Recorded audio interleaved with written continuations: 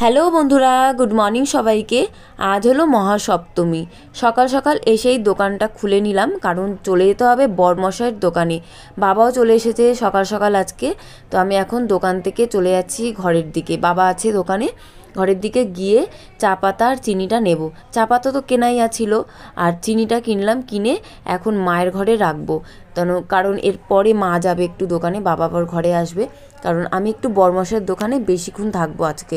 তো এখন চলে যাচ্ছি বরমশাইয়ের দোকানে। অত সকাল সকাল কিন্তু দোকানটা না খুললেও হয়, কিন্তু কিছু করার নেই। সকাল সকাল গিয়ে দোকানটা খুলে গুছিয়ে নিতে হবে, তারপরে আবার তো বরমশাইয়ের দোকান যেতে হবে।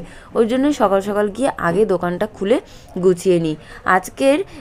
কালকের ভিডিও আজকে শেয়ার হয়, আর আজকের ভিডিও কালকে শেয়ার হয়।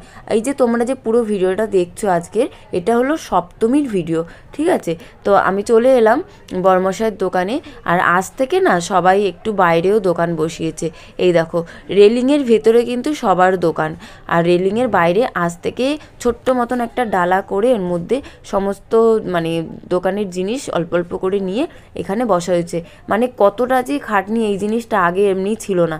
আগে একটাই দোকান ছিল, রেলিং ছিল না, এত অসুবিধা হতো না।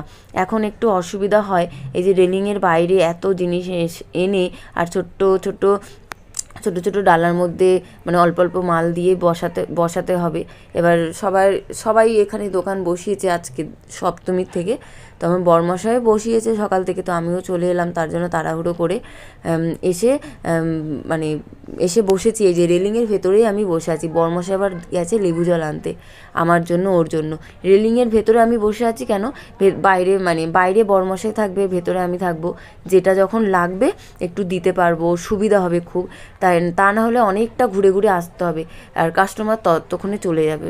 সবার তো সময় নেই যে দাঁড়িয়ে থাকবে অনেকক্ষণের জন্য, তাই না? তো ভেতরে আমি বসে থাকি, আর বরমশাই সামনে বসে ও বিক্রি বাট্টাটা করে। তো আমি ভেতরে বসে কখনো ও যে মালটা দরকার, দোকানে যে জিনিস দরকার, সব জিনিস তো ওখানে বসানো নেই। যে জিনিসটা দরকার সেটা আমি ফট করে দিলাম, আবার যা দরকার হয় না সেগুলো আবার ভেতরে রাখলাম। এমনভাবে গুছিয়ে করতে হয়। তো আজকে বেশ অনেকক্ষণই ছিলাম আমি দোকানে। বরমশাই এই যে বেশ কিছু কাস্টমার এসেছে, চুড়ি দেখছে, চুড়ি নিচ্ছে। তো বেশ ভালো লাগে জানো তো, একটু বিক্রি বাট্টা হলে না সবারই খুবই ভালো লাগে। আর যখন একদম বসে থাকতে হয়, একদম মন ভালো লাগে না। এই পুজোর কটা দিন এতটাই ব্যস্ত, আমি জানি না তোমাদের সঙ্গে ভিডিও আমি ঠিকভাবে শেয়ার করতে পারছি কি, ভিডিওগুলো ঠিকঠাক করে রেকর্ডিং করা বা এডিট করা ঠিক মতন হচ্ছে কি। যেমন আজকের ভিডিওটা অনেকটাই ছোট হয়েছে, এতটা চাপের মধ্যে আছি বন্ধুরা, তোমরা ভিডিও দেখে বুঝতেই পারছো। আমি কিন্তু সব ভিডিও করে উঠতে পারছি না। তারপরে এই যে ভোরবেলা 4টের থেকে উঠে আর সেই রাত্রিরে যেতে যেতে 12টা, 12:30 বেজে যাচ্ছে। তারপরে ঘরে গিয়ে টুকটাক কাজ, তারপরে একটু ভিডিও এডিট করা, এইসব করতে করতে অনেকটা লেট হয়ে যাচ্ছে, অনেকটা। তো ঠিক মতনভাবে মনে হয় আমি ভিডিও শেয়ার করে তোমাদের সঙ্গে শেয়ার করতেই পারছি না। এই যে এই সোজা রাস্তাটা কালীঘাটের মন্দির পড়বে, আর এই যে সোজা চলে গেলে কালীঘাট চার্চ পড়বে, এই হলো রাস্তা। আর এখানেই একটা প্যান্ডেল পুজো হয়, প্রত্যেক বছর এখানে পুজো হয়। তো এখানেও আমরা ষষ্ঠী পুজো করি প্রত্যেক বছর। ষষ্ঠী পুজো কালীঘাট মন্দিরেই করি, আর অষ্টমী পুজো এখানেই করি। তারপর আমাদের ঘরের কাছে যে প্যান্ডেল, ওখানেও করি।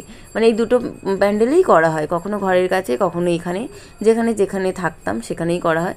আবার অনেকটাই বেলা হয়ে গেছে, আবার বরমশাই একটা মিষ্টি নিয়ে এসেছে আমার জন্য। ও জানে যে আমি একটু ভালোবাসি মিষ্টি খেতে। তো ওই মিষ্টিটা খেয়ে তারপরেও বেশ কিছুক্ষণ ছিলাম দোকানে। তারপরে চলে গেছি আমি ঘরের দিকে, কারণ ঘরে যেতে হবে।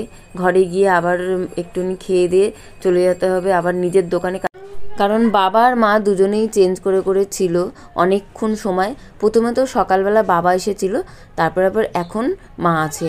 তো আমি না গেলে দোকান তো ছেড়ে আসতেও পারবে না, তাই না? দেখো কালীঘাটের ভেতর থেকেই যাচ্ছি, সবাই কি সুন্দর দোকানপাট খুলে বসেছে, জামা কাপড়ের, খেলনার, আরও কত কিছু। তো এখন চলে যাব আমি ঘরের দিকে। আগে মায়ের ঘরে যাব, তারপরেই যাব আমি দোকানে। তো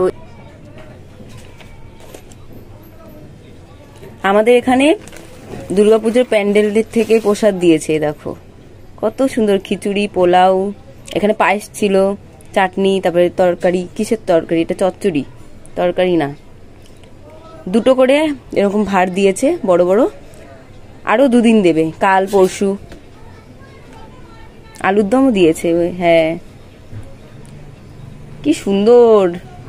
এই ভোগ প্রসাদটা খেয়ে নেবো দুপুরবেলা। আমি এতটা খাবো না, অল্প করে খাবো, এর মধ্যে নিয়ে নেবো, ওই থালার মধ্যে নে। 2টো মালসার মধ্যে ভোগ প্রসাদ পেয়েছে, তো একটা তো আছেই, আরেকটার মধ্যে দিয়ে অল্প করে আমি আর ছেলে খেয়ে নিয়েছি। মা রান্নাবান্নাও করেছে, পরেও ভাত খাবে। আমি দোকানে আসছিলাম, তো ছেলে বলল যে ও মা আমিও যাবো তোমার সাথে, দিদুনের সঙ্গে আবার চলে আসবো। তো আমার ছেলেও সঙ্গে যাচ্ছে, খুব খুশি। দেখো আমার ব্যাগটা নিয়ে আছে, আর আমার হাতে চিনি, চা পাতা, দুধ। তো ভেবেছিলাম যে মা নিয়ে যাবে হয়তো, চা পাতা চিনিটাই আগেই মায়ের ঘরে দিয়ে এসেছিলাম, কিন্তু মা নিয়ে যায়নি, হয়তো ভুলে গেছে বা দরকার হয়নি, এই জন্যই। তো আমি তারপরে দোকানে চলে এসেছি। অনেকক্ষণ পরের ভিডিও এটা, পুরো বিকেল কেটে রাত্রির বেলা। কত ভিড় দেখো বন্ধুরা, প্রচুর পরিমাণে ভিড়। মানে এগুলো হলো সব বাসের জন্য দাঁড়িয়ে আছে সবাই, আর রাস্তাঘাটেও প্রচুর ভিড়, প্রচুর। মানে এখানে এত লোক যাওয়া আসা করে রাসবিহারী মোড় থেকে।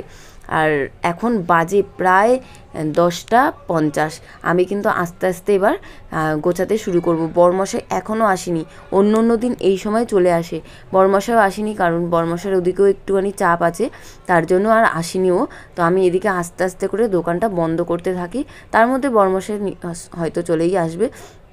তো যত বাসন আছে সব নামিয়ে নিলাম, গ্যাস ওভেনটা ভালো করে মেজে নিতে হবে। আর আজকে মানে অন্য সময় কি বরমশাই আসলে, বরমশাই দোকান দেখে, আমি নিচে বসে বসে বাসনগুলো মেজে নিই, সুবিধা হয় আমার। আর আজকে বরমশাই যেহেতু নেই, আমি গ্যাস ওভেনটা মেজে আগে সাইডে সরিয়ে রেখেছি, আর গ্যাস ওভেনটা যেখানে রাখি সেখানেই সব বাসন তুলে নিয়েছি, তুলে আর মাজি, তাহলে সুবিধা। কাস্টমার এলে দেখতেও পারবো, তাড়াতাড়ি করে হাত ধুয়েই আবার দিতেও পারবো, তাহলে তার জন্যই সব বাসনগুলো উপরে তুলে আর মেজে নিচ্ছি। ফ্ল্যাক্সটা মেজে নিলাম, ফ্ল্যাক্সের মধ্যে চা ছিল, তো ওই চা মানে বড় যে ফ্ল্যাক্সটা, ওটা থেকে চা মানে নিয়ে ছোট ফ্ল্যাক্সের মধ্যে রাখলাম, মাঝারি ফ্ল্যাক্সটার মধ্যে। আর যত বাসন আছে সব মেজে নিলাম, মেজে ধুয়ে পরিষ্কার করে নিলাম। আর ঘরে যেতে যেতে আজকে সময় হয়েছে প্রায় 12:30 বেজে গেছিলো, মানে এতটাই দেরি হয়ে গেছিলো।